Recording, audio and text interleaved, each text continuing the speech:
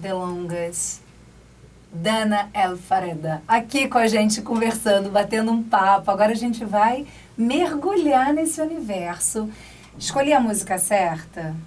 Escolheu uma dentre tantas e milhares de músicas. Que são lindíssimas, riquíssimas. A gente agora vai ter 1 hora, gente, só de música, o melhor da música árabe. Que delícia. Escolhi pra Dana, espero que ela goste. E a gente vai passear agora, né, por esse universo em que ela está imersa. E a gente vai começar perguntando para ela como é que ela mergulhou nesse mundo árabe. Não foi nem ontem, nem anteontem. Deixa ela contar pra gente. Eu comecei a dançar com 4 anos, né, a fazer aulas, e tive uma relação com diversos estilos, né, como balé, jazz, a dança de salão, a dança cigana. Mas a minha paixão, onde assim, o meu coração tocava, né? Eu dançava e aí nos espetáculos, naquele momento, eu sentia que eu era mais feliz. Era com a música oriental, né? Com a dança do ventre. E aí eu fui seguindo e comecei, né, a dar aulas com 17 anos. E posso dizer que, assim, é a minha vida, né? Eu sigo a dança e vou levando. E, para mim, é difícil essa relação, né? De trabalho, conseguir separar. Porque, para mim, assim, é amor, né? É amar o que eu faço. Né? Viver a dança 24 horas. Mas a trajetória é uma trajetória muito interessante da Dana, porque a Dana, apesar de você olhar e você jurar que ela é libanesa, assim, ela, da cabeça aos pés ela parece uma libanesa, ela é brasileiríssima. E ela fala, assim, que essa paixão até parece que vem de outras vidas, não é isso, Dana? Sim, eu até antes dos 4 anos, né, em que eu não fazia aulas, eu já dançava, né? E vem essa inspiração, e eu acredito sim que é a única explicação, né? Que seja uma magia do deserto. E realmente, assim, quando eu chego no Líbano, no Egito, eles acham sim que eu sou uma libanesa. Né? E aqui no Brasil também. Sim, sim. Aí fala, a libanesa, a libanesa. Aí eu falo, sou brasileiríssima. Mas me fala, eu queria saber mais o seguinte, de repente, 17 anos, estou dando aula para outras mulheres, porque a Dana dá aula, e ela vai contar mais tarde para a gente aqui, ela dá aula para um público que é muito vasto, assim, a faixa etária é praticamente ilimitada, tem que saber estar de pé. Basicamente, em todas as pontas da faixa etária você tem que conseguir estar de pé, porque a Dana dá aula para meninas, mulheres, senhoras. Em que momento você olhou para a dança, aos 17 anos, e disse assim, eu quero participar de competições, eu quero... Como é que você começou a entender esse mundo da bailarina de dança árabe? Eu comecei... eu tinha exatamente 17 anos quando uma professora minha me convidou para ir dançar num casamento. Ai, que lindo. E aí eu me senti, eu falei, nossa, mas eu já estou preparada, né? Uhum. E ela falou, sim, você já está preparada. E aí eu fui e recebi o meu primeiro cachê. Que legal. Né? Inesquecível, né? Inesquecível. E a partir disso, comecei a trabalhar, né, com ela, até, e comecei a ir seguindo esse caminho. E os festivais, eles são muito importantes porque a gente treina, né, para esse determinado festival e você cresce, né, na sua dança, né, não somente em aula, né, porque o que eu passo para minhas alunas é que a minha função é passar técnica, né, para elas, mas elas necessitam, é necessário dançar, em espetáculos, em festivais, para que seja mostrado, né? Uhum. O que aprendeu em sala de aula. Você realmente está inserido num ambiente em que tem outras pessoas olhando o produto daquilo que você desenvolveu ao longo das aulas, ao longo dos encontros. Imagino que a troca com as outras bailarinas de outros lugares do mundo, e a gente já vai começar a falar das competições da Dana, num primeiro momento, como é que foi? Você chegar numa competição, gente do mundo inteiro, as técnicas muito diferentes, o que você achou? É muito rico. Você chegar, primeiramente, é um susto, porque realmente você tem uma referência da dança aqui, né? E você chega lá e você vê a dança com o estilo russo, o estilo argentino, o estilo americano. E eu tento absorver tudo isso para tornar uma dança diferenciada. E os estilos também. Então, as bailarinas, elas estudam muito, né? A gente tem as russas, elas estudam, assim, 8 horas por dia para executar, né, a movimentação. E é um grande aprendizado para mim. Eu vou sempre em busca nessa imersão de aprender, né? Porque a dança, ela é sempre para você aprender. Nunca estaciona. E é um ambiente de camaradagem? As bailarinas, elas se ajudam, elas conversam, elas trocam dicas, elas trocam informações. Como é que é esse ambiente dos bastidores desses festivais? Eu sempre me senti muito, talvez até por ser brasileira e ter aquele jeitinho, né? Eu sempre me senti muito querida. E sempre também ajudei, né? Que eu acho que quando você... É uma troca. É uma troca. Então, em qualquer lugar do mundo. Se você ajudar, se você for agradável, não tem como você receber o contrário. Então, eu sigo isso na minha vida. Né? Se caso aquela pessoa não for assim, não segue esse caminho, tem um outro estilo, né? Na dança ou de profissão, isso cabe a ela, né? Eu vou seguir o meu caminho e vou ajudá-la se ela precisar. Amizades feitas nesses festivais? Muitas amizades internacionais. Adoro! E vamos falar do primeiro festival que você participou. 2011 foi o ano. Fala direito, porque eu falei com a minha pronúncia. Como é o nome da competição? O primeiro festival foi no Naili Group. Tá. E os outros foram no Arla Ansarla. Não falei nada disso, gente. Esquece tudo que eu falei, tá? Assim, na reprise, eu já estou pedindo desculpas antecipadas. O primeiro, 2011, você chegou lá, você estava super preparada, foi no susto, como é que foi? Eu não iria para competir no primeiro. Ah, não? Não iria. Né? E mas assim, preparada... Estava porque se eu vivo, né, 24 horas da dança, treino, dou aulas, então assim, se eu tenho que fazer um show amanhã, eu estou preparada para isso, né. Eu cheguei no Egito e eu encontrei uma das minhas professoras, que foram minha professora aqui no Brasil, e ela estava morando no Egito. E quando eu cheguei, ela falou, imagina, você tem que participar do festival. E eu fiquei, mas e a música? E era música ao vivo. Sim. Então eu não... Um diferencial também, né? Um diferencial. E eu gosto muito. Se eu tiver que escolher entre dançar ao vivo e a música no CD, eu prefiro ao vivo, porque eu tenho essa troca com os músicos, eu sinto a respiração deles, e isso parece que me dá um gás a mais. Então fomos atrás de roupa, de figurino, né, o figurino porque eu não tinha levado, e o figurino ficou pronto, assim, 6 horas da tarde, e eu dancei às 8 da noite. Nossa, ok. Respira, né? Respira e vai, né? Respira e vai.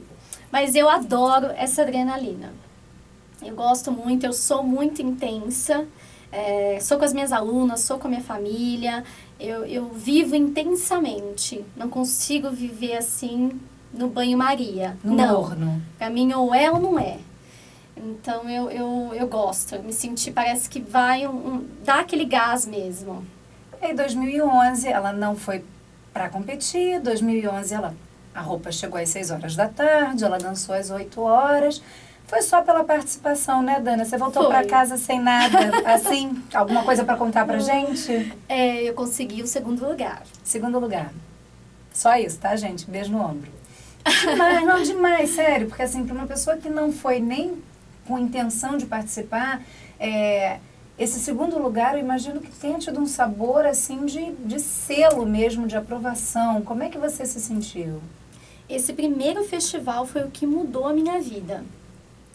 Foi assim, eu fui no momento que eu fui, a primeira vez que eu fui para o Egito, eu fui para saber se eu continuava nesse caminho. Olha só. E aí foi um marco, porque quando eu voltei, eu senti assim a repercussão que teve. Né? E aí eu me falei, não, é isso que eu vou seguir o meu caminho. E aí pensando já no estúdio, pensando em profissionalizar as alunas. E comecei a pensar nessa carreira internacional, de realmente levar o nome do Brasil, né? Porque não é só o meu nome. Não, exato. Você carrega muito mais contigo, né? Sim, o nome de todas essas brasileiras, todas essas bailarinas excelentes, que vivem disso, que sustentam as famílias com a dança do ventre. E eu falei, não, eu tenho uma responsabilidade a partir de agora, de levar o Brasil para fora. E aí mudou e me deu muito mais responsabilidade. Eu comecei a focar. Foi aí que eu acabei saindo um pouco das outras danças, dos outros estilos e focando na dança árabe. Porque até então, como você havia me dito, você também dançava dança cigana. Dança cigana, o balé. Dancei em bandas de baile, formaturas, né, dança de salão. Eu fiz todas essas danças. E aí, depois de 2011, eu foquei. Ficou dedicada. E aí chegou o ano de 2012, e aí você já foi para participar da segunda, que já não era mais o mesmo festival, era um outro festival, é isso? Isso, aí tem o festival Arlan Sala, que é o maior festival do mundo. Que foi o de 2012. Isso. E aí eu fui para participar, aí já levei um susto maior, porque é um festival enorme. E gente, né, bailarinas do mundo inteiro, e muitas aulas, e um conhecimento, assim, incrível. Né? Como é que é o bastidor do festival? Quer dizer, quanto tempo dura o festival? E como é que vocês se organizam ao longo desse tempo? Vocês fazem aulas juntas? Tem workshops? O que acontece por trás da cortina? A gente, se for traduzir, né, assim, o festival que seria um congresso. Tá. Né, em que, durante o dia, são workshops. Então, você tem aula com as mestras egípcias e também de outros. Então, é um conhecimento que eu falava, meu Deus, o que está acontecendo? É um sonho mesmo? Belisca, né? Bibilisca, né? E à noite, as apresentações. Então, tem um dia que tem as apresentações das professoras, das convidadas, e o dia do festival. E aí são 8 dias de festival, né? 8 dias de workshop, desses shows. Então, é uma imersão mesmo nessa cultura. Como é que tá teu árabe? Olha, eu fiz muitos anos de árabe, mas eu não sei o que acontece. Que eu chego no Brasil e esqueço. Esquece, trava a língua. Quando eu chego, piso no aeroporto, vem uma coisa que vem em mim, aí eu saio. Apesar que eu falo, as brasileiras que me viram já, né, lá, eu falo uma frase falando espanhol, inglês, português e árabe, tudo junto e as pessoas entendem. Entendem. Maravilha. Eu acho que por este motivo eles acabam até lembrando, e aí quando vai alguma brasileira, aí eles falam Brasil, bailarina, Dana. Então eu sou lembrada, e aí a pessoa vem, eu fico muito feliz, porque... Nossa, que super reconhecimento. Sim. E aí eu falo, então assim, tem que estudar um pouco mais esse árabe, né, que é muito difícil. É muito diferente da nossa língua. Muito. Muito. A forma de pensar a língua, de construir as frases, é muito diferente. Muito diferente. Mas eu estudo, né, estudo as músicas, e para ir para lá mesmo, né, para eu conseguir me comunicar, e é muito importante. Eu devo confessar que assistindo a Dana dançar no Festival de 2017, que a gente vai falar logo mais sobre ele, ela canta junto as músicas. E aí a gente não consegue dizer que é uma brasileira, porque você está ali dançando uma dança, dança do ventre, com aquela equipe de músicos tocando a música e cantando, e você cantando junto. É muito apaixonante para quem está assistindo, e a gente estava falando disso também, né? Sobre essa troca com o público. E eu que estava vendo no YouTube, falei, gente, mas é eletrizante. Como é que é lá a reação do público, ao vivo? Eu tenho isso em mim, né? Como eu disse, que eu sou muito intensa. Então, para mim, eu tenho que me divertir enquanto eu estou dançando. E eu não sei, é gostoso ouvir você falando isso, porque o público sente, né? E eu tento passar o que a música tá me trazendo, a alegria que eu estou de dançar para esse público, né? Não importa, lógico que importa a técnica, mas naquele momento tem que ser uma troca. E eu fiquei muito feliz que eu fui, né, para a Espanha, e muitas bailarinas que estavam lá chegavam e falavam, nossa, eu lembro de você do Egito. Que bacana. Eu lembro de você, da sua dança. E isso para mim é o mais importante. Acima de qualquer prêmio, né? Lógico que é muito importante, mas para mim o meu público está feliz. O público realmente bater palma e depois você ter esse feedback. E aí, 2012, Dana vai para esse festival muito maior. E também foi só a passeio, né? Foi. Foi só a passeio. Ela subiu no pódio novamente, gente. E segundo lugar. De novo, num ambiente enorme, com mais bailarinas. Imagino que de países em que essa arte é mais apoiada, né? E a Dana vai lá e consegue um segundo lugar. E aí? Aí, de novo, você pensa, nossa, acho que tô com mais responsabilidade ainda. Pesou mais um pouco. Pesou porque realmente as pessoas esperam. Né? Aí eu comecei a ser um pouco mais cobrada. Certo. Né? De que a partir de agora eu cheguei no Brasil, meu show sempre tem que ser bom. Impecável, né? Impecável. Você não pode errar nada. Então aí a partir assim, de 2012, eu já comecei a ter uma mudança total assim, de figurinos, cuidar um pouco mais da imagem, de como eu me portava, o que eu estava dizendo, porque as bailarinas se inspiravam em mim, as mulheres, então o que eu digo tem voz e é importante.